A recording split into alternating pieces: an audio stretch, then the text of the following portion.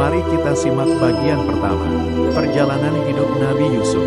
Dalam ayat pertama hingga ayat 6. Al-Quran sebagai hidayah untuk alam semesta, kebaikan dan keberkahan umat manusia serta mukjizat yang nyata bagi Muhammad Shallallahu Alaihi Wasallam. Al-Quran memuat lebih baik-baiknya cerita dan kisah, artinya Al-Quran bercerita dengan cara terbaik, terindah, yang dapat melemahkan dan mengalahkan lainnya.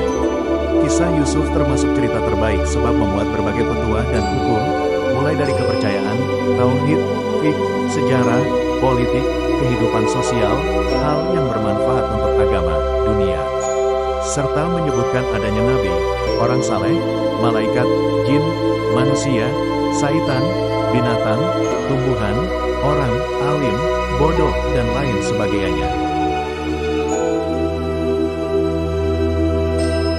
Inna kisota Yusufa kisotun jamiatun syamilatun lidini wadunya wal hayati al-ijtimaiyah wal iktisodiyah was siyasah wal adabiyah al-hulukiyah wal mala'abil abri walizot wamin ahemiha es-sobru alal asa walafmu indal makdaro.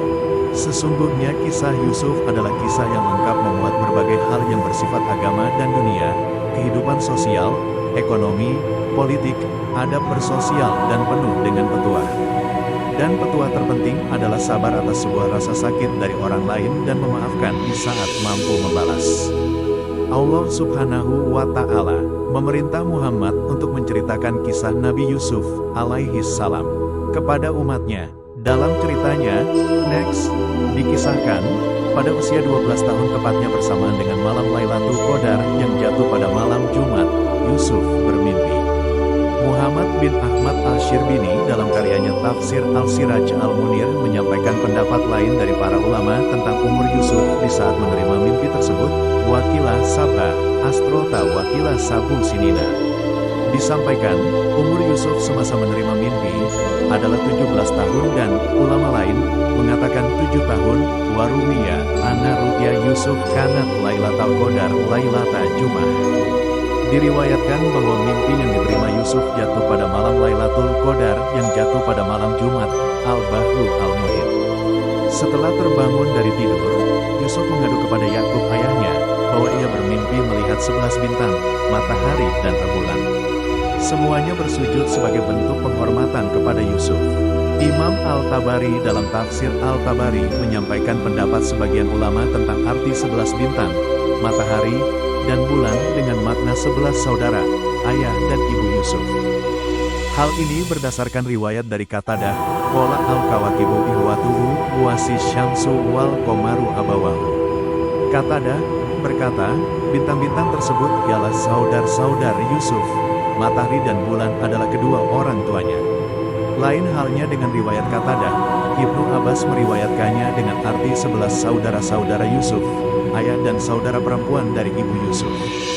Riwayat tersebut dialasi, liana umahu kanat kot matat wa kanat kholatuhu tahta abihi.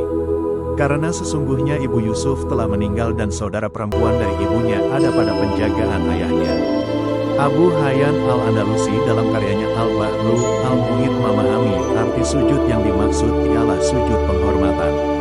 Pemahaman serupa disampaikan dalam Al-Tafsir Al-Munir, wa sujud al-murad huna, huwa al-inhina'u, mubalagotan fil ihtiram, wa laisa sujuda, ibadati. Li ana sujudal, ibadati layakunu ila biniyatit takorub liman yutakodu anallahu, alaihi sultanan doibiyan fauqos sultan al-mutar. Sujud yang dimaksud adalah membungkuk sebagai bentuk penghormatan yang sempurna dan bukanlah sujud ibadah. Sebab sujud ibadah hanya diperuntukkan untuk zat yang diyakini memiliki kekuasaan di atas kekuasaan yang biasa. Saat Yusuf menceritakan mimpinya, sang ayah lalu menyahutnya dan melarang Yusuf menceritakan mimpi tersebut kepada saudara-saudaranya, sebab Yakub mengetahui kandungan dari mimpi Yusuf, yaitu keberadaan saudara-saudara Yusuf kelak menghormati dan memuliakan serta mengagungkannya. Dan di sisi lain Yakub mengetahui kedengkian saudara-saudara Yusuf atas anugerah Tuhan kepadanya, yaitu fisik dan akhlak Yusuf yang melebihi lainnya. Dan andai mereka tahu akan mimpi Yusuf, maka mereka akan menafsiri serta memahami secara detail arti dari mimpi tersebut. Oleh karenanya Yakub khawatir kedengkian mereka akan bertambah besar dengan Yusuf ketika menceritakan mimpinya, sebab syaitan adalah musuh Adam beserta anak turunnya dan dia akan menyebarkan fitnah di antara manusia. Tidak sampai di sini, Yakub menyampaikan pula bahwa sebagaimana Tuhan telah memberi serta memberikan paham atas mimpi tersebut kepada Yusuf, Tuhan menyempurnakan nikmat-Nya kepada Yusuf dengan menjadikannya nabi dan utusan untuk keluarga dan orang lain, sebagaimana nikmat tersebut telah disempurnakan kepada Ibrahim dan Ishak sebagai leluhurnya. Sebagaimana paham Imam Al-Qurtubi, dan disampaikan pula olehnya, kila bi ihroji ihwatika wa kila bi injahika min kuli makruhin. Disampaikan oleh ulama lain, arti nikmat tersebut, dikeluarkannya Yusuf dari saudara-saudaranya, dan ada yang memberi mana, diselamatkannya Yusuf dari setiap kesusahan. Sebuah hadits berkata, tidak ada kabar baik, kegembiraan, setelahku kecuali mimpi baik dan nyata yang dilihat oleh seorang laki-laki yang saleh, atau mimpi tersebut diperlihatkan kepadanya.